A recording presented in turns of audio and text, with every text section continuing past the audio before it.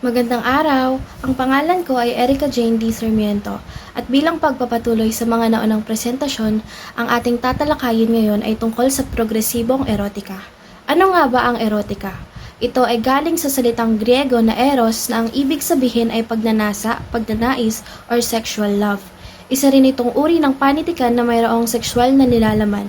Sinasabi rin na isa itong sining sa paraan na kung paano ito isulat, buuin, yung mga salitang ginamit, imahinasyon ng may akda, at sa tema ng tinatalakay. Nakatuon din ang estetika nito sa mga sexual na nilalaman ng kanaisang pangpagtatalik at maromansang pagmamahal na nagpapamulat sa kamunduhan. Nasabi rin na isa itong fotografiya dahil sa mga sexual graphics na ginamit katulad na lamang sa dyaryo na tinatawag na tik-tik o liwayway. Isa rin itong libangan sa ibang tao na hilig magbasa ng mga ganitong akda. Ngunit sa kabilang banda ay mayroon itong downside dahil maaari siyang mag-lead sa ibang bagay na hindi maganda. Maaari rin ito ay maging fiction or non-fiction na nakabase sa mga tunay na pangyayari. Para maging progresibo ang erotika, kailangan ding lampasan ang tradisyonal na mga tema at tangkilikin ang mga inklusibong pananaw sa sexualidad gaya ng pagtanggap sa LGBT upang mapalawak ang representasyon at magbigay boses sa kanilang community. Kailangan din nilang tanggapin ang body positivity or pagtanggap sa lahat ng hugis ng katawan at iwasan ang mga unrealistic na paglalarawan sa mga kababaihan o kalalakihan na nasa akda. At ang pag-alis ng mga stereotype or cliche at mag-explore pa sa iba't ibang tema upang mas maging mas makahulugan at kapanapanabik ang mga magiging nilalaman ng akda. Magandang araw. Ang ilang halimbawa ng panitikang erotika ay ang laglag panty at laglag brief na kapwa inedit ni Rolando Tolentino et al. Siya ay isang associate for fiction of the UP Institute for Creative Writing. Miyembro din siya ng UP Film Institute at founding chair ng Katha, the fictionist group in Filipino, at miyembro din siya ng manunuri ng pelikulang Pilipino at the Congress of the Teachers and Educators for Nationalism and Democracy o Content-Up. Ang ilan sa mga sikat na gawa niya ay Sakit ng Kalingkingan, Isang Daang Dagli sa Edad ng Krisis, at may ilan din siyang inedit. Marami na rin siyang natanggap ng mga parangal sa loob at labas ng bansa. Tumako naman tayo sa politikal na erotika. Ang politikal na erotika ay isang uri ng panitikang may sex, maraming sex na may halong politikal. Ayon kay Foucault, bigyan niyang pakahulugan ang politikal. Sabi niya, hindi lang kapangyarihan ng pamahalaan at hindi lamang nakasentro sa gobyerno at batas ang usaping politikal. Kasama sa usaping politikal ay ang kasaysayan, batas, sexualidad, kamalayan at kultura. So, hindi lang tumutukoy sa kapangyarihan ng gobyerno ang usaping politika, eka ni Foucault. Isang halimbawa ng politikal na erotika ay ang nobelang Lumbay ng Dila ni Genevieve L. Asenjo. Ito ay isang kontemporaryong nobela na may iba't ibang mukha ng politika. Mula sa politika ng kasaysayan at espasyo hanggang sa politika ng wika at katawan.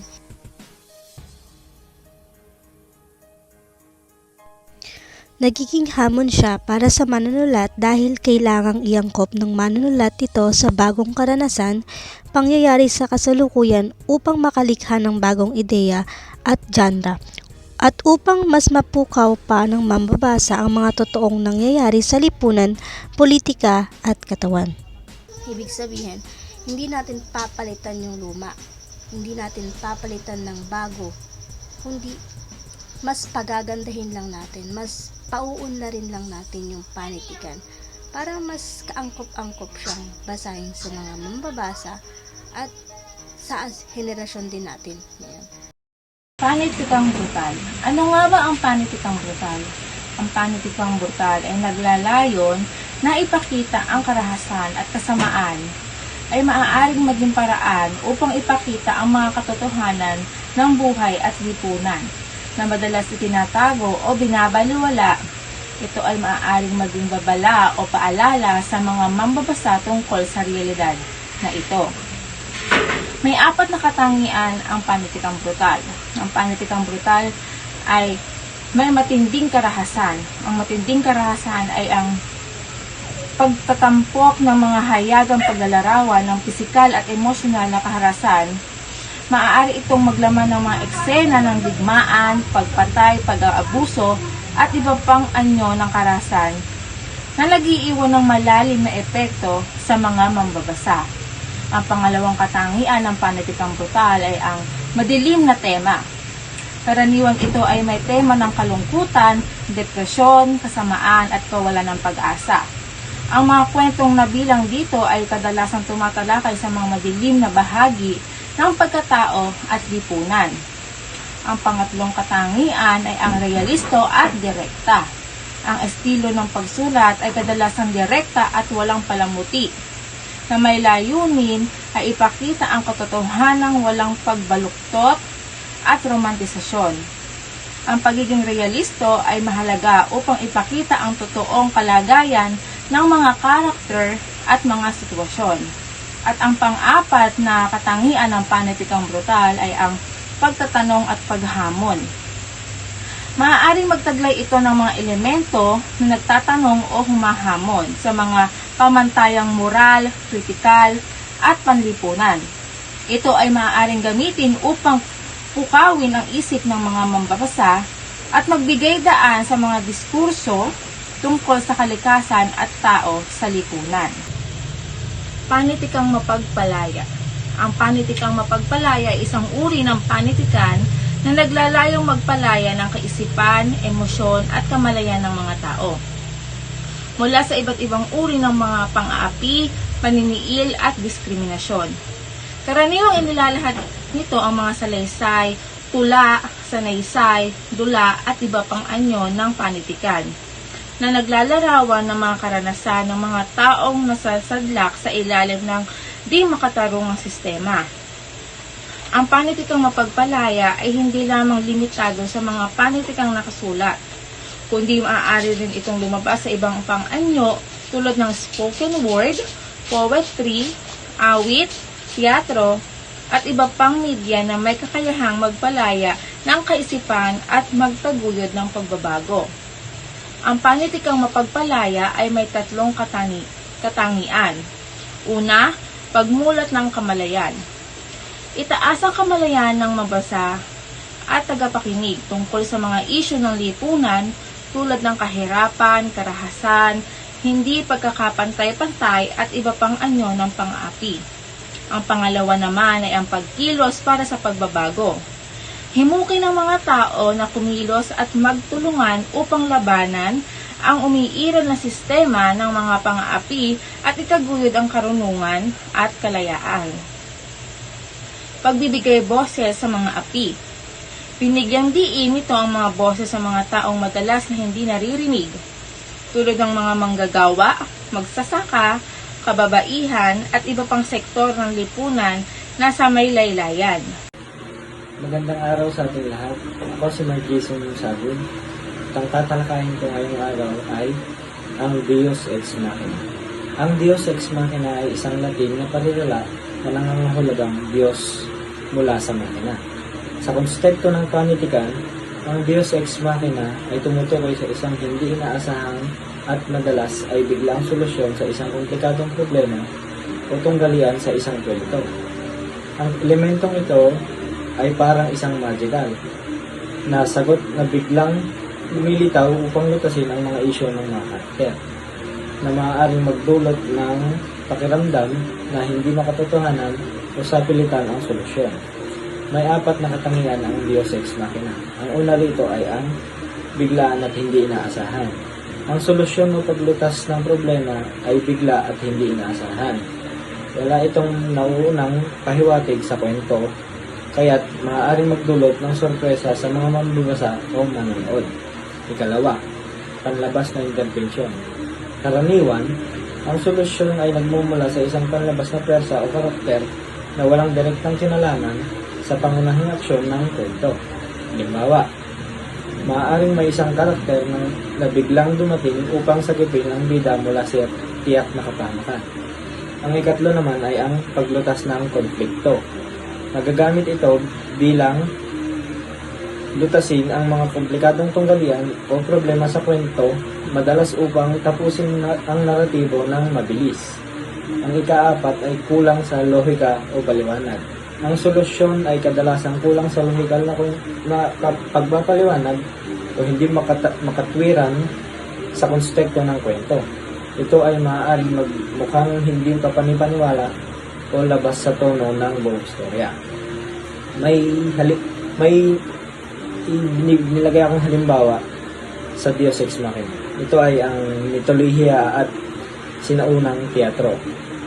Sa sinaunang teatro ng Gresya, literal na ginagamit ang mga makina upang ibaba ang mga Diyos mula sa itaas ng entablado upang lutasin ang mga problema ng mga tauhan. Halimbawa, sa mga dula ni Euripides, madalas na bumababa ang isang Diyos mula sa kalangitan sa tulong ng mga pang-entabladong makina upang magbigay ng solusyon sa mga komplikadong sitwasyon. Ang ikalawang halimbawa ay ang mga kwento at nobela. Sa ilang mga kwento, biglang may dumarating tagapagligtas o lumilitaw na mahiwagang bagay na agad nilulutas ang problema ng mga bida. Halimbawa ay ang The Lord of the Rings ni J.R.R. Tolkien. Ang mga agila dito ay biglang dumarating upang iligtas sina Frodo at Sama mula sa pagsabog ng Mount Doom. Isang solusyon na walang pahiwatig bago mangyari. Narinig niyo na ba o nasabi niya na rin ba ang salitang, paano kaya kung ito yung nangyari? Or ano kayang kalalabasan pag ganito ang nangyari? Pero ang mas madalas nating ginagamit ay ang salitang what if. What if mataas ang grade na nakuha ko? What if sila na ang naging presidente? Or what if i-crush back ako ng crush ko? Alam kong madalas nyo itong ginagamit at ini-imagine kung anong pwedeng mangyari sa mga what if natin sa buhay. Para naman sa susunod na panitikan, ito ay tinatawag nating otro mundo es posible o sa ibang mundo ay posible. Ito ay isang panitikan na idinadala tayo sa ibang mundo at ikinukulong tayo sa ating imahinasyon sa mga bagay na gusto nating mangyari sa ating sarili at sa lipunan. Sa pagsulat ng ganitong panitikan ay hindi magiging madali sapagkat una, kailangan natin bumuo ng bagong mundo. Sa pagbuo nito, kailangan natin gumamit ng matinding imahinasyon sapagkat isa itong malikhain na pagsusulat na para sa atin ay kapanipaniwalang mundo. Maaari din nating i-reimagine ang history ng ating bansa at lagyan ito ng twist upang mas maging maganda. Sa pangalawa naman ay kailangan natin itong i-rekonekta sa realidad. Ang pagkonekta sa realidad, ito ay pagbabago ng realidad sa ating literatura. Hindi man ganito ang nangyari sa realidad, ngunit maaari nating ipakita ito sa bagong mundo na ating ginawa na pwede palang maging ganito ang mangyayari kung sakali. Ang pagrekonekta na ito ay magagamit upang mamulat ang mga tao. Ang literaturang ito ay hindi lamang paggawa ng bagong mundo o maisip lang natin na gumawa ng mga what if natin or mga sa tingin natin ay posible kung hindi nangyari yung mga bagay na nangyayari sa realidad. Ito ay pagpapakita ng ugnayan sa tunay na mundo na maaari nating kapulutan ng aral. Pangatlo, ang paggawa ng karakter. Dahil nga ang otro mundo es posible ay panitikang katang-isip lamang at malabong mangyari sa hinaharap o kasalukuyan, ay kinakailangan ng manunulat ang masusing pagpili ng mga karakter na gaganap sa nobela, sapagkat maaring magkaroon ito ng pagkakatulad sa mga tao sa totoong buhay, katulad na lamang ng kanilang personalidad, pangalan, katayuan sa buhay at marami pang iba, na nagdudulot ng maling pananaw o interpretasyon sa mga mambabasa, dahil ang iniisip nila ay mayroong pinatatamaan ang manunulat na isang tao. Ang pagpili rin ng angkop na emosyon ng mga karakter sa bawat sitwasyon ay dapat pag-isipang mabuti upang madama ng mambabasa ang nais iparating ng manunulat, kung kaya't nararapat lamang na maging mapanuri sa bawat ilalagay sa nobela o bagong mundong gagawin. Ang panghuli ay pagsang-ayon ng mga mambabasa. Hindi lingid sa ating kaalamanan na may kanya-kanya tayong pananaw sa iba't ibang panitikan. Sa pagbuo natin ng bagong mundo ay marami ang iba sa atin, hindi ito magugustuhan sapagkat ito'y taliwas sa kanilang paniniwala at kultura or pananaw. Kung kaya't, maaring atin ding hingin ang opinyon ng ibang mambabasa upang maging maganda ang kalalabasan ng bagong mundong ating gagawin. Ang panitikang otro mundo es posible or in another world ay nagbibigay daan sa atin upang makawala sa ating mga dinadanas sa buhay. Nagsisilbi itong panandali ang pagtakas sa realidad, subalit lagi nating tatandaan na ang problema sa realidad ay hindi dapat tinatakasan. Ito'y dapat nating hinaharap dahil ito ay ating malalampasan din at mapagtatagumpayan. Panitikang alutag continua. Nakapaloob dito una ay ang magic realism.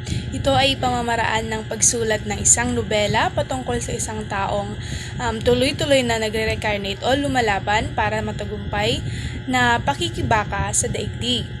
Pangalawa ay ang lipunan. Dahil ang panitikang ito ay naglalaman ng mga critical na issue sa ating lipunan kung kaya kailangan na maayos na pag-unawa sa isang isyong ito upang maipaliwanag ito ng tama at makapagbigay ng konkretong solusyon o pananaw para sa mga tao na naapektuhan ng mga isyong tinatalakay. Injustice. So, dito sa panitikang Aluta Continua, ang tema ng injustice or kawalan ng katarungan ay madalas na tinatalakay sa konteksto ng kolonyalismo at laban para sa kalayaan. So, ang akdang ito na isinulat sa panahon ng revolusyon sa Mozambique ay tumutukoy sa pang-aapi ng mga makapangyarihan at ang epekto nito sa buhay ng mga tao. Ipinapakita nito ang pakikibaka para sa katarungan, pag-aalis ng mga hindi pagkakapantay-pantay at ang patuloy na pag-asa sa pagbabago sa kabila ng mga pagsubok. So, para naman sa politikal, sa panitikan ng Aluta Continua, ang politikal na aspeto ay nakatuon sa pakikibaka para sa kalayaan mula sa kolonyal na pamumuno at ang pag-aalis ng mga estruktura ng kapangyarihan na umaapi sa mga mamamayan. Ang akda ay nagpapahayag ng pangangailangan para sa radikal na pagbabago sa lipunan, pagbibigay din sa kolektibong aksyon at determinasyon upang makamit ang katarungan at pantay-pantay na oportunidad para sa lahat. Ang politikal na mensahe nito ay umaabot sa pagtanggap ng bagong sistema na magtataguyod sa katarungan at kapakanan ng nakararami. So, for the conclusion, up until now, yung Aluta Continua ay ginagamit pa rin sa Africa sa original nitong konteksto bilang rallying cry kontra kolonyalismo. Lalo pa at kaya ng Pilipinas, maraming bahagi pa rin sa Africa ang tila palaruan pa rin ng mga imperialista di lamang ng mga Amerikano at Europeo, kundi maging ng mga Chino. Ganito din naman sa Pilipinas, diba? Pinagsasamantalahan araw-araw ng mga dayuhan. Like, for example, yung sa Pogo, na which is hawak ng mga Chino. So, sila rin ang salarin sa pagpapataw ng English bilang pangunahing wika ng edukasyon sa bansa at pagpatay sa Filipino bilang wika ng lalong mataas na antas ng edukasyon. Kaya, di matatapos ang ating laban sa panunumbalik lamang ng Filipino bilang asignatura sa kolehiyo. Ganap na kalayaan ang hangad natin para sa bansang Pilipinas.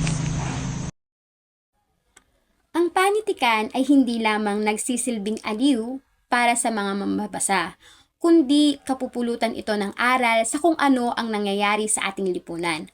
Ang iba't ibang panitikan na ito ay itinuturuan tayong mas lawakan ang ating pag-iisip at pag-unawa, upang sa ganon ay maging mulat tayo at makiisa sa pagbabago, katarungan na magpasa hanggang ngayon ay pilit nating ipinaglalaban. Sa kabilang banda, para sa mga manunulat ay iwasan ang pagkakaroon ng stereotype o biases sa mga akdang isusulat para hindi malito ang mga mambabasa sa kung ano ang totoo o hindi. Sa huli, wika, panitikan, kultura ay ating pagyamanin at ito ay isang sayaman natin. Maraming salamat po.